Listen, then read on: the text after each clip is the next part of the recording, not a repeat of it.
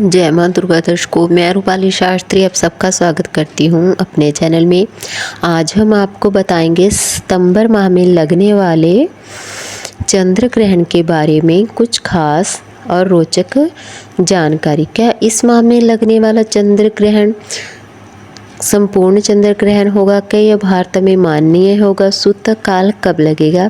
यह संपूर्ण जानकारी लेकर आज हम आपके समक्ष आए हैं। 7 सितंबर दिन है 2025 में पूर्ण चंद्र ग्रहण होने जा रहा है। इस दौरान चांद का रंग बदलकर लाल हो जाएगा, जिसे ब्लड मून भी कहा जाता है।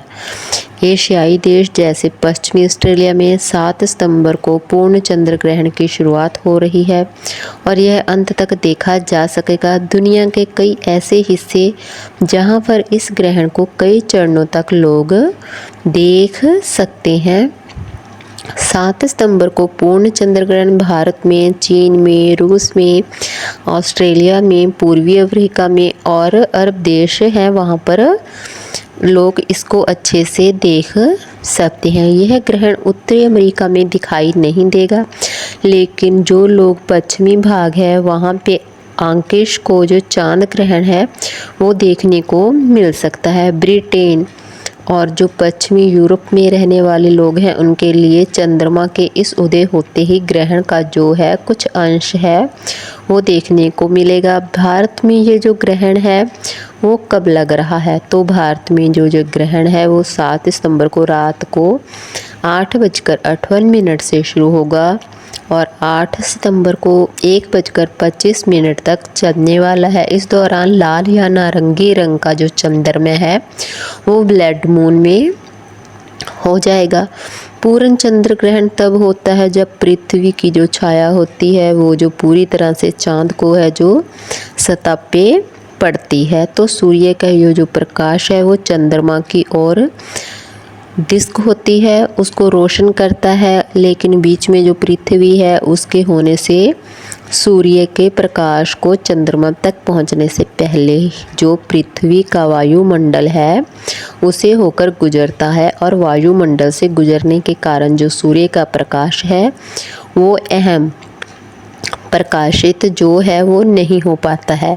यानी कि छोटी तरंग वो तरंगे हैं जो नीली या लंबी रंगदार लाल की तुलना से ज़्यादा होती हैं।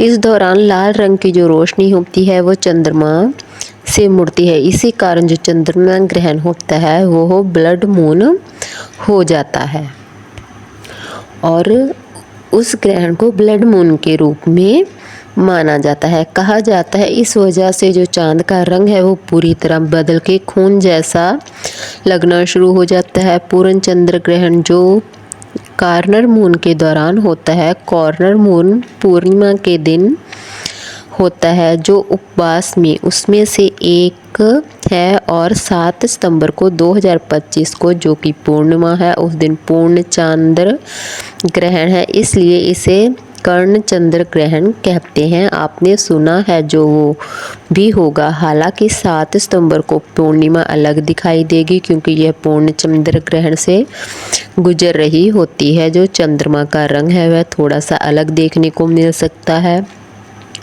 अब मैं आपको यहाँ बता देती हूँ कि चंद्र ग्रहण में सूतक काल जो है वो कब लगेगा। तो सूतक काल ग्रहण लगने से पहले का समय होता है जिसे बहुत ही अशुभ माना जाता है और सूर्य ग्रहण में 12 घंटे पहले शुरू होता है और चंद्र ग्रहण में 9 घंटे पहले शुरू हो जाता है। तो 9 घंटे पहले तो 9 घंटे पहले ही ग्रहण शुरू हो जाता है, लग जाता है। जो गर्भ महिलाएं होती हैं उनको बहुत ज़्यादा ध्यान देने की आवश्यकता होती है क्योंकि जब चंद्र ग्रहण लगता है, जो सूर्य ग्रहण है वो लगता है तो बहुत एकदम से ही अच्छे परिणाम नहीं होते हैं, वो एकदम से अलग हो जाते हैं। तो माताएं हैं, गर्भवती माताएं हैं, उनको अपने पेट के ऊपर लाल रंग या गेरू या लाल रंग है उनको ज़रूर लगा लेना चाहिए ताकि उनके बच्चे पर कोई भी बुरा प्रभाव ना पड़े। दान पुण्य है वह उसको ज़रूर करें। इस समय बैठे के जाप करना सही रहता है। मंदिर के पट पर या फिर दरवाज़ा बंद कर अपने घर के मंदिर में ही आपको पाठ पूजा करते रहना चाहिए। उसमें तो पुजारी जी बंद ही कर देते हैं मंदिरों को। इसलिए आप घर के मंदिर में दरवाज़ा बंद कर कर जप तप कर सकती हैं, यानी कि पर्दा डालकर आप भगवान का जाप कर सकती हैं।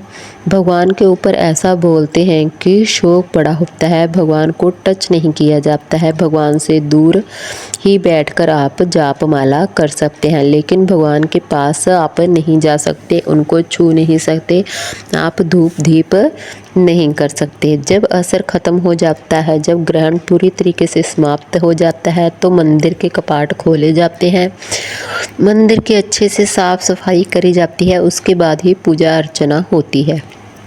इसी तरह आपको घर पर भी मंदिर की अच्छे से साफ़ सफाई करनी चाहिए और ग्रहण के बाद पूजा ज़रूर करनी चाहिए। चंद्र ग्रहण समाप्त होता है, अभी चंद्र ग्रहण लगा है 7 सितंबर को, तो जब समाप्त हो जाए उसके बाद आप स्नान ध्यान करना दान पुण्य है, उसको ज़रूर करें। यदि छोटे बच्चे हैं, बुजुर्ग हैं, मान लीजिए कि बीमार हैं, ऐसा लोग भोजन कर सकते हैं, लेकिन जो लोग पूरी तरीके से चंगे भले यानी कि स्वस्थ हैं, ऐसे लोगों को भोजन नहीं करना चाहिए। ऐसे समय में जब तक चंद्र ग्रहण लगता है सोना नहीं चाहिए। इसके साथ ही खाने पीने का कोई सामान भी आपको नहीं खाना चाहिए, उसमें कुशा या तुलसी के पत्र डालकर ही रखना चाहिए, ताकि जो चीज़ें हैं वो अशुद्धि की अवस्था में ना हो, उनको आप दोबारा से खा सकें। जो पानी है उसमें भी आपको कुशा ही डालकर रखनी चाहिए। अगर आपके पास कुशा उपलब्ध नहीं है तो आप तुलसी के पत्ते भी डाल सकते हैं, क्योंकि तुलसी के पत्ते डालने से भी कोई चीज़ है अशुद्ध नहीं होती है। इस बात का भी विशेष ध्यान रखें। पुराने ज़माने में तो लोग जैसे गांव में रहते थे, भोजन बन जाता था, यंग घड़ा पानी का भरा रहता था, फैला दिया जाता था, दूसरे प्रयोग में पोछा वोछा लगाने के काम में लिया जाता था, लेकिन वो पानी वो वहीं पे फैला दिया जाता था। अगर आपके घर में पानी भर कर रखा हुआ है तो आप उसको पहले से ही किसी फूल वाले बूटे में आप उसको फैला दें, जहाँ कहीं भी घर के फर्श में, पार्क में या पेड़ पौधों में डाल दें और नया जल भरकर ही आप ग्रहण करें। ग्रहण के समय जितना हो सके आपको भगवान का जाप करना चाहिए। आप किसी भी भगवान का जाप कर सकते हैं, सबसे उत्तम रहेगा आप हनुमान जी का, भगवान शिव का, भगवान विष्णु का, इनका जाप करें तो सबसे अच्छा रहेगा। इस ग्रहण में अगर आपको कोई शत्रु संबंधित किसी भी प्रकार की कोई परेशानी है तो आप इस ग्रहण में शत्रु का नाम लेकर जप माला कर सकते हैं, आपको शत्रु से छुटकारा जरूर मिल जाएगा। आपको हमारी जानकारी कैसी लगी हमें कमेंट कर कर ज़रूर बताएं। जिन लोगों ने अभी तक हमारा चैनल सब्सक्राइब नहीं किया, कृपया चैनल को सब्सक्राइब करें, लाइक करें, कमेंट करें और शेयर भी ज़रूर कर लें। जय माँ दुर्गा।